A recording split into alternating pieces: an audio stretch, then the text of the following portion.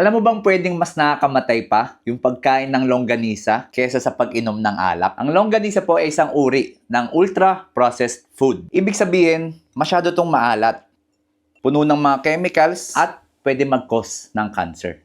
Itong alak din, marami rin tong chemicals at pwede rin itong mag-cause ng cancer. So, Dok, parehas palang delikado. Ba't sabi mo mas nakakamatay yung mga longganisa? Ang problema kasi sa mga longganisa, hindi natin to nakikita na mapanganib. Kasi 'di ba, pagkain siya, pang-araw-araw na almusal, kumbaga, mas safe siya tingnan. Kumpara sa mga alak na alam nating talagang delikado, maraming dalang sakit, at mas iniiwasan natin. Actually, pag sinearch nyo po sa internet, yung mga type 1 carcinogen, magkasama yung longganisa at yung pag-inom ng alak. At dahil normalized yung pagkain ng mga gantong pagkain, hindi natin napapansin. Pero dahan-dahan na palang sinisira ang katawan natin. Kumbaga, sa dalawang to, mas taksil ang longganisa. Hindi ko po pinagbabawal yung pagkain ng mga longganisa. Gaya ng lagi kong sinasabi, pwede kainin lahat ng uri ng pagkain. Pero yung katawan natin, meron niyang limit. At kapag na-reach mo na yung limit na yon, doon na nagiging delikado. So kung may tropa ka na paborito ang longganisa, tas sinasabayan pa ng alak, share mo tong video na to.